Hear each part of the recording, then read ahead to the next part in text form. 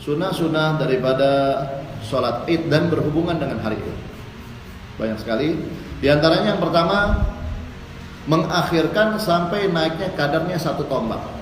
1 tombak kadarnya, ya.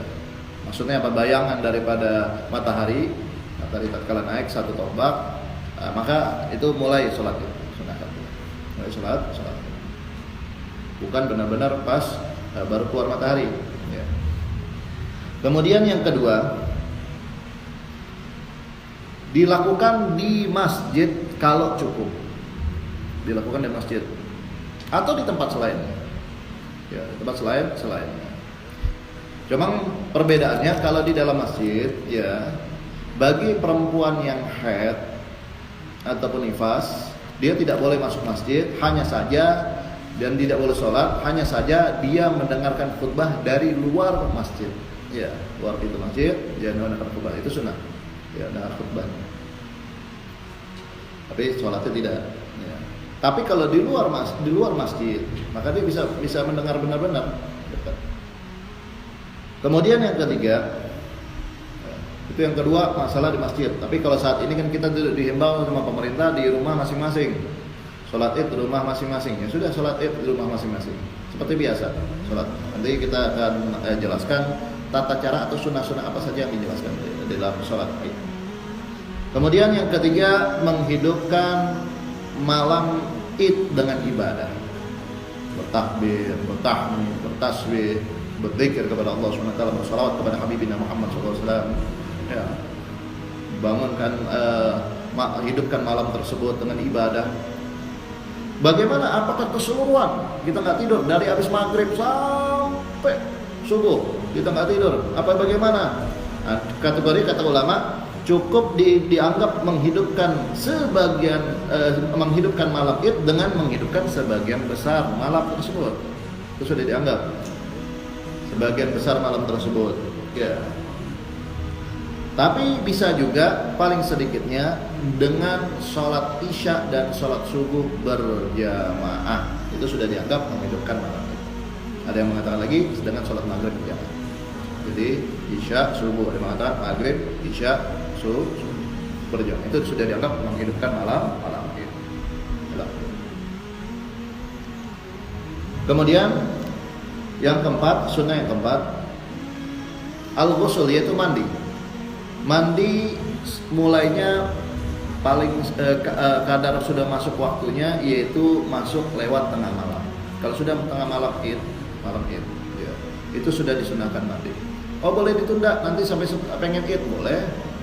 Ini sunnahnya karena hari idnya, bukan sekedar pengen sholat. Berbeda dengan sholat Jumat. Kalau sholat Jumat itu disunahkan mandi bagi orang yang ingin hadir sholat Jumat. Ya. Tapi kalau id itu memang karena harinya, yaitu hari raya, maka disunahkan apa? Disunahkan dia mandi. Kemudian yang kelima, di antara sunnah yang kelima, at-tatayyub wa tazayyun. At-tatayyub wa tazayyun, yaitu berhias diri dan memakai wangi-wangian. Berhias diri dan memakai wangi-wangian, itu sunnah di hari id. Baik bagi yang duduk, yang keluar, laki, perempuan, ya, yang dewasa maupun yang kecil. Nah, ini disunahkan. Keluar, ya, untuk sholat id, misalkan dia sholat idnya ini, kalau memang sekiranya bukan masa pandemi, bukan masa wabah, dia sholat id misalkan di masjid, ya. Khusus bagi kaum perempuan disunahkan yang hadir sholat id di luar, yaitu di masjid. Nah, ini harus perlu kita pahami. Kadang semuanya, mau yang muda, mau ya, yang tua, semuanya keluar sholat id hadir. Bagaimana? Disunahkan yang keluar khusus orang yang sudah tua, perempuan yang sudah tua, ya. Atau yang perempuan itu bukan dawatil hi'ah, bukan perempuan yang menarik, dan itu dengan pakaian yang sederhana biasa. Ya kan, kadang kalau kita lihat, masya Allah, ini pengen sholat, pengen mejeng, ya, bedak yang mana-mana, lipstick yang mana-mana, ya, masya Allah. Ada yang lagi lebih dahsyat lagi, belum masuk masjid dia masih buka auratnya, udah masuk masjid baru pakai makenanya. Ya, Pak Ikhwan rahimakumullah.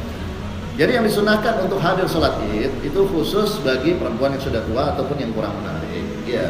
Adapun bagi perempuan yang masih muda, yaitu pemudi, ya, atau perempuan yang memang menarik ya, bagi lawan jenisnya, ya, sangat cantik atau apa, maka makruh bagi mereka hadir sholat id di luar. Khusus cukup sholat id di rumahnya. Ya. Wa sholatuhunna fi buyutihinna afdalu, dan sholatnya mereka di rumah-rumah mereka lebih utama. Jadi tidak mesti harus sholat di masjid mereka utama, di rumah lebih utama. Kalau sekiranya mereka masih muda, ya perempuan yang masih muda ataupun yang bisa menarik atau membuat fitnah daripada lawan jenisnya. Seperti itu. Kemudian yang berkaitan juga dengan sunnah id yang keenam, al-bukur li ghairil imam, berpagi-pagi datangnya selain imam. Ini kalau di mana? Di masjid atau mushola atau di tempat yang memang membuat umum. Ya. Kalau imam datang belakangan, ini kadang masya Allah dibalik sama panitia sudah heboh banget. Ya diteleponin, imam biar datang duluan. Ustaz, ditunggu Ustaz atau khotibnya sudah datang duluan, imam sudah datang duluan. Akhirnya keburu lecak, capek dia. Ya. Nggak konsen lagi. Nanti biar makmum sudah rame, sudah ini sebentar lagi pengen ini, baru imam itu masuk. Ya, baru imam itu masuk. Kemudian yang ketujuh, berhubungan dengan sholat id yang di luar, ya, yaitu di masjid atau di mana, berjalan menuju masjid tersebut atau mushola atau tempat-tempat yang diadakan sholat id,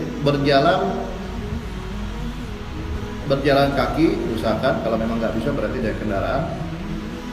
Perginya itu lebih jauh daripada pulangnya, jadi mutar. Perginya lebih jauh daripada pulangnya. Kenapa? Karena langkahnya itu dihitung, jadi nilai pahala. Dia langkah mau ke masjid atau ternyata mau hadir sholat id. Begitu. Sambil apa? Sambil bersedekah. Ya, di jalan tersebut, 2 jalan pulang dan perginya. Biar apa? Biar menjadi saksi di akhirat kelak. Kemudian yang ke-8 yang berhubungan dengan sunnah hari id. Ya, yang ke-8 yaitu mengakhirkan sholat Idul Fitri. Mengakhirkan sholat Idul Fitri sampai naiknya matahari kadarnya 2 tombak. Kalau tadi kan naik matahari 1 tombak, itu secara umum. Tapi khusus sholat Idul Fitri ini usahakan naiknya sudah 2 tombak. Udah agak siang banget. Ya, waktu duha naik deh. Naik waktu duha, siang. Ya udah naik matahari. Buat apa fungsinya? Buat kelonggaran bagi yang belum mengeluarkan zakat fitrah. Jadi masih ada waktu ya. Masih ada waktu. Beda kalau Idul Adha sunnahnya disegerakan. Ya, disegerakan. Kenapa? Biar setelahnya langsung bisa berkurban.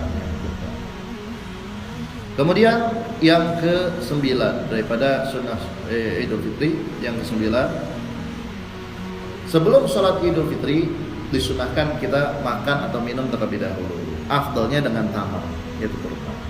Biar apa? Biar membedakan antara hari sebelumnya, yaitu waktu puasa, sama hari Id. Beda dengan Idul Adha. Sunnahnya kita jangan makan minum dulu sampai apa? Selesai sholat Id, dan kalau bisa sampai selesai dia berkurban, maka makan dengan dari daging kurban.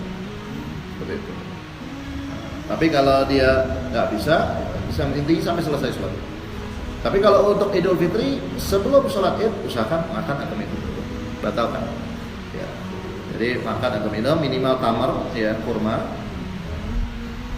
untuk membedakan hari sebelumnya, itu atau Ramadan sama hari Id.